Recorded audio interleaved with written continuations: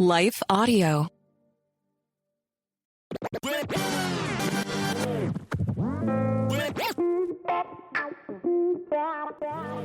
Hey, Bill Sinyard here.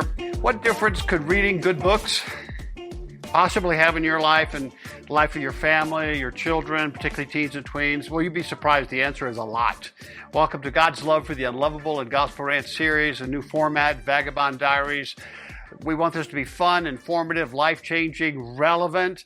We want it to stimulate lots of dialogue within the body of Christ. We want to help parents, single parents, and other parents, and caregivers, and children's workers. We want to help all of those folks. Listen, it's a rant, so we're going to be doing some things interesting, and we might be taking some a different lens to see biblical scripture correctly, differently. So I hope this is a special treat for you. I'm in the process of preparing a new workshop for Christian parents called Parent Tips from Middle-earth. Yeah, so I'm unpacking the young readers' books of C.S. Lewis and J.R.R. Tolkien. I mean, not word for word, but their philosophy of writing back in the World War II era, and in particular, try to find things that could help parents today with our teens and tweens today and younger. You may be surprised just how insightful they were. I've spoken and written about it often in a number of venues, but now I'm shaping this online course. It'll be 6 or 7 lessons. So I want feedback from you. Bill at gospel-app.com. We'll get into the neuroscience of reading and reading good books. We'll get into attachment theory, but for the most part, it's just unadulterated gospel through the lenses of these two great authors.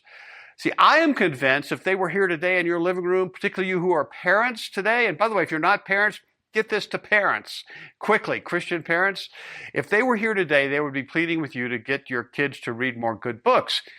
But what are good books? Well, I'm going to tell you. So for the next 3 gospel rants, we will look at the first 3 of the 7 lessons that I've written, parent tips from Middle-earth. This rant number 3 in the series is titled Tolkien's Good Fantasy. Do you want to know what makes a good book? Here's the number 1 way you can know. Enjoy. Welcome to God's Love for the Unlovable and Gospel Rant. We'll get back to this week's rant after this message from our sponsors. For some of us, personal finances aren't just personal. They include loved ones, neighbors, the communities we call home, and the causes we hold in our hearts. At Thrivent, planning your finances is bigger than just money. We help you put your plans into motion and faith into action so you can do more for the ones in your heart. Because sometimes all you need to make a difference is someone to help you make it happen. Thrivent, where money means more. Connect with us at Thrivent.com. What do you think of when you hear the name The Salvation Army? Helping people? Ringing bells at Christmas? Podcasts? Yes, the Salvation Army creates a network of podcasts in both English and Spanish. One of those shows, Words of Life, is a 15-minute weekly show featuring testimonies, interviews, and conversations about topics impacting the church today. On recent and upcoming episodes, we'll be joined by Dr. Craig Keener. Christianity doesn't rise or fall on Christians. It rises or falls on Jesus Christ. Bishop for the Global Methodist Church, Dr. Carolyn Moore. I am consumed by the mind of Christ, and my heart gets broken for the things that break God's heart. I begin now to walk in power. Nicole Eunice, Rachel Wojo, and more. Listen and subscribe to Words of Life wherever you listen to podcasts, or visit wordsoflifepodcast.org.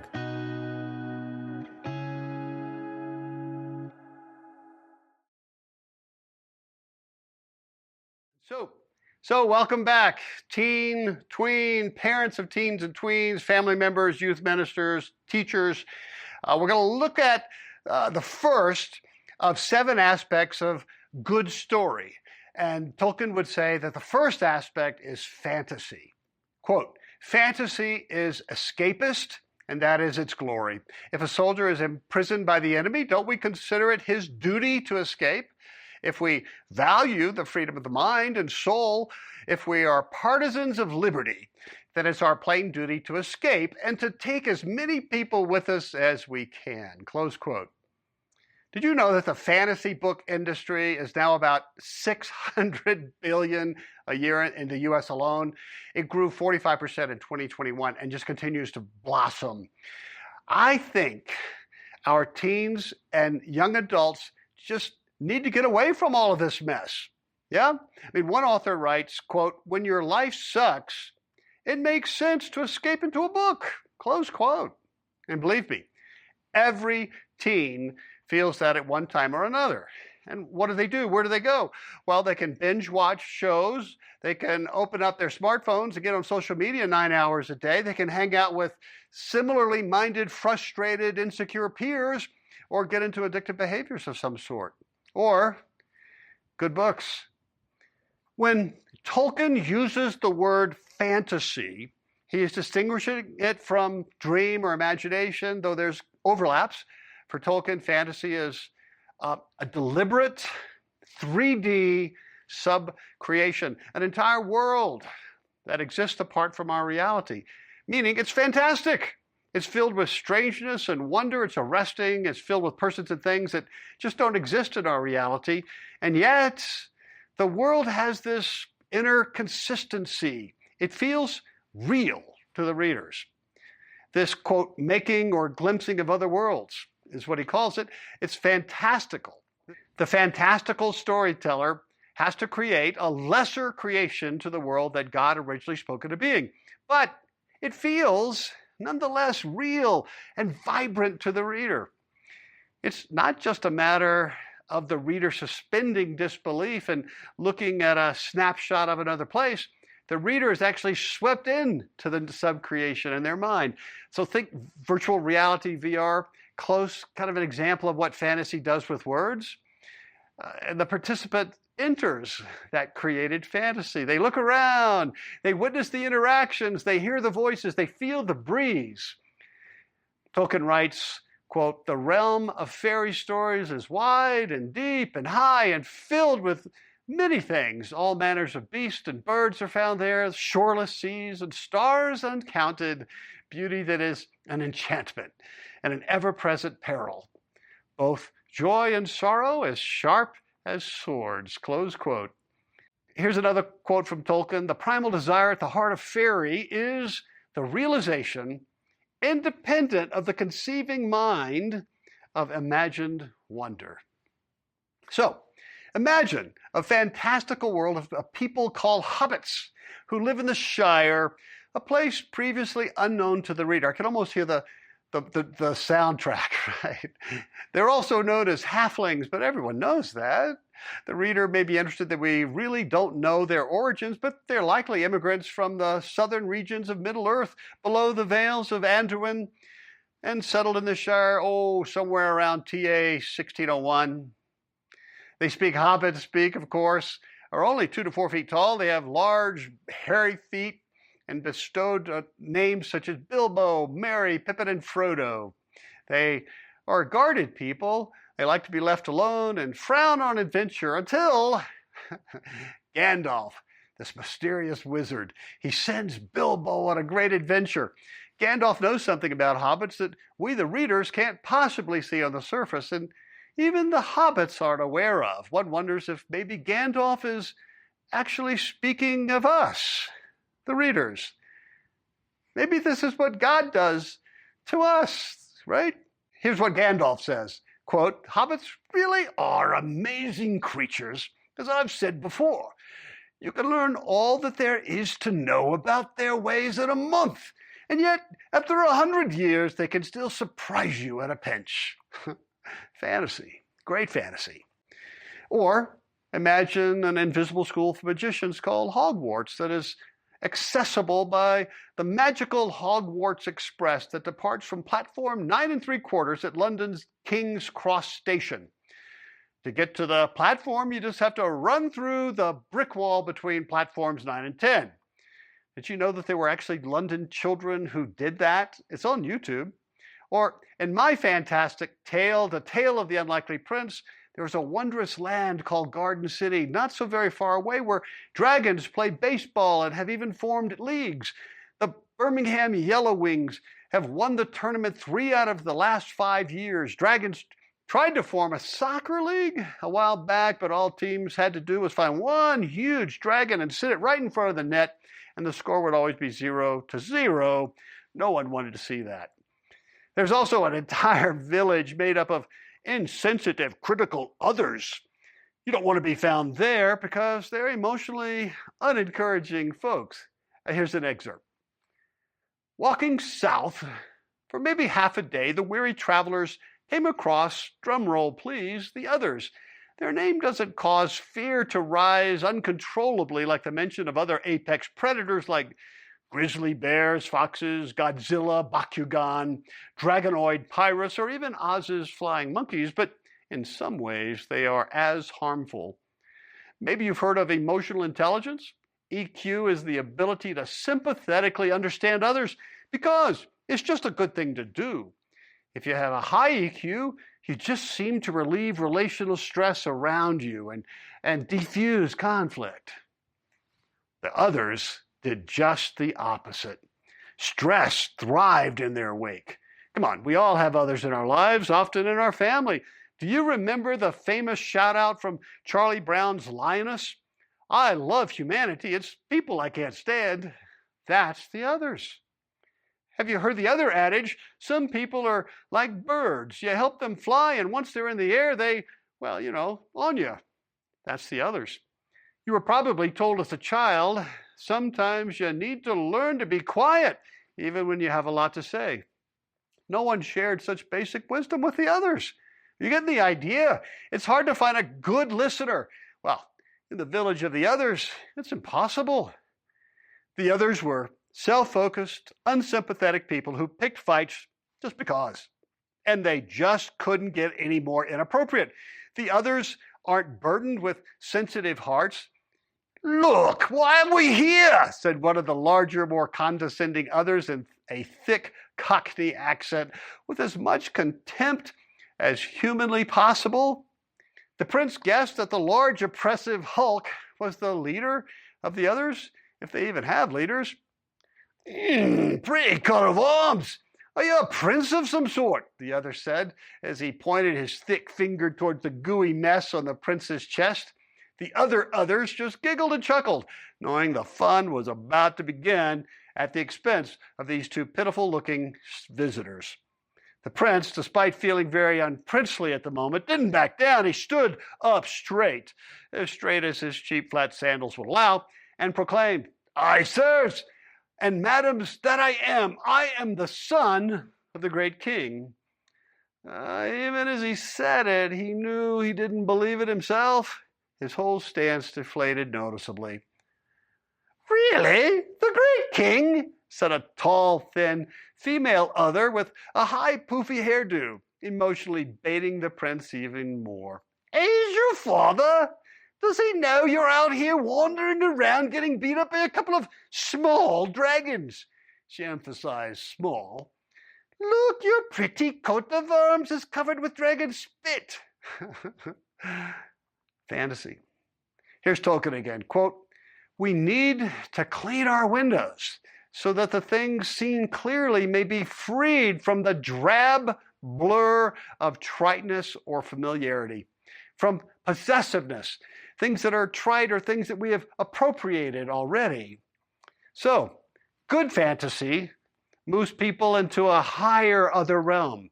The writing somehow empowers us with very little intentional energy necessary other than just turning a page, to use our imagination and see things that don't exist as if they did. Good fantasy, though it is made up or better sub-created, is very believable. Good fantasy must, on the one hand, appear real, but on the other, it must also present an arresting strangeness to those who dwell in the mundane. It's fantastical. Good fantasy is very appealing, relatable, very important, and interesting to children and adults alike. You can't put it down. It draws you into the story experientially and intimately. Good fantasy is best transmitted by words, visual images, pictures, allegories, poetry, story. Ironically, the literary genre of fairy stories is very difficult to capture in words. These tales are more than the mere presence of magical elves and fauns and orcs and others, At the heart of fairy tales is the world of the fairy tale itself. It is a perilous realm, says Tolkien, filled with both magical and non-magical beings, good and bad. Fairy tales must also afford to the readers the possibility of fulfilling two essential human desires. First, our innate fascination with exploring worlds unknown to us, right?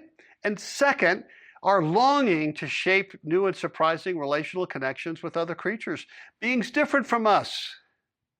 So, true fairy tales are both similar and very different from dreams, parables, fables, folklore. For Tolkien, fairy stories are actually the highest and most godlike art given to humans.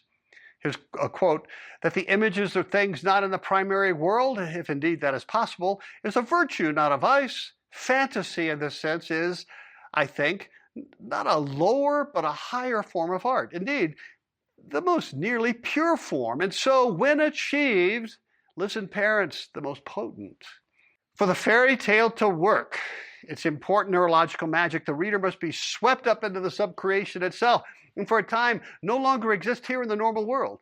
There they walk, they fight, they breathe as a resident of the new fairy world. I'm going to say more about the other critical aspects of fairy tales, the other 6, in other talks, but for such an escape to happen, the brain must willingly leave this world with its anxieties and pandemics and environmental anxieties and feelings of inadequacy and insecurities and politics and injustices, worries about whether I'm attractive or not, or successful or not, or good enough, and so many other adolescent struggles, and enter a new world with sure challenges as well, but alongside a heroic, relatable protagonist who the reader is positive is going to succeed in the end. The hobbit Bilbo, not known for his courage or desire for adventure, will accept Gandalf's unlikely challenge and will return to the Shire a respectful hero, have even songs sung about his quest. Frodo will also achieve the impossible. Harry Potter will overcome his emotional insecurities and family of origin wounds, who will end up leading Hogwarts to dynamic victory against he who shall not be mentioned. In my tale of the unlikely prince, Yelland is going to be given a quest designed to expose his inner dragon and ultimately lead him to find what his soul was looking for. But he had been looking for it in all the wrong places. Tolkien believed that all of us, especially our tweens and teens, are created to enjoy and experience fantasy. And in fact, he says, I totally buy, great tales are a gift from God. And they not only entertain us, but they expand and shape our brain. It's creativity, capacity for hope, confidence, joy, new identities. And so that when we return to our normal world, we have been changed. We've become a little bit more us, more open to the gospel of Jesus Christ, and a place beyond this insecure world and time. And this is important. Fantasy also allows readers to experiment with different ways of seeing the world and the next, and to explore complex social issues in a less confrontational manner than other means. In my second book in the Kingdom Quest series, The Storyteller's Tale, we deal with the difficult topic of family wounds, family abuse, and self-harm. In my third book, The Garden Tale, we address social media addiction. Very complicated issues, but we're going to do it in a way that 10 to 15-year-olds get. Through fantasy, we can address complex moral questions in a more playful and exaggerated manner, where there will be more openness and less defensiveness. And this is where the gospel of Jesus Christ can also penetrate young souls. So as I stated in the first talk, all of this is the reason that I'm writing fantasy tales for teens and tweens now. You know, I may not change the world, but I may be able to help a few struggling teens and parents of teens access hope and a little confidence and a lot of joy. In the next talk, we're going to look at the second necessary element of this magical thing called fairy tales or good fantasy. It's recovery. And parents will in particular note how valuable this would be for stressed out teens. So let's talk about it after a few words from our sponsors. For some of us, personal finances aren't just personal. They include loved ones, neighbors, the communities we call home, and the causes we hold in our hearts. At Thrivent, planning your finances is bigger than just money. We help you put your plans into motion and faith into action so you can do more for the ones in your heart. Because sometimes all you need to make a difference is someone to help you make it happen. Thrivent, where money means more. Connect with us at thrivent.com. What do you think of when you hear the name the Salvation Army? Helping people? Ringing bells at Christmas? Podcasts? Yes, the Salvation Army creates a network of podcasts in both English and Spanish. One of those shows, Words of Life, is a 15-minute weekly show featuring testimonies, interviews, and conversations about topics impacting the church today. On recent and upcoming episodes, we'll be joined by Dr. Craig Keener. Christianity doesn't rise or fall on Christians. It rises or falls on Jesus Christ. Bishop for the Global Methodist Church, Dr. Carolyn Moore. I am consumed by the mind of Christ, and my heart gets broken for the things that break God's heart. I begin now to walk in power. Nicole Eunice, Rachel Wojo, and more. Listen and subscribe to Words of Life wherever you listen to podcasts, or visit wordsoflifepodcast.org.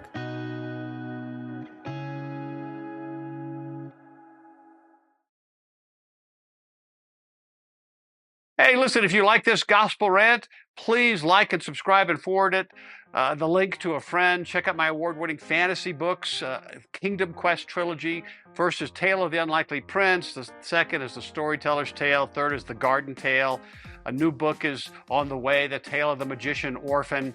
Look, these are award-winning, and each has been favorably compared to Chronicles of Narnia. Check them out and get them for your teens and tweens, younger teens. They're available on Amazon, Barnes & Noble. If you want more information, check out my author page, drbillsinyard.com. Take heart, child of God. For some of us, personal finances aren't just personal. They include loved ones, neighbors, the communities we call home, and the causes we hold in our hearts. At Thrivent, planning your finances is bigger than just money. We help you put your plans into motion and faith into action so you can do more for the ones in your heart. Because sometimes all you need to make a difference is someone to help you make it happen. Thrivent, where money means more. Connect with us at thrivent.com.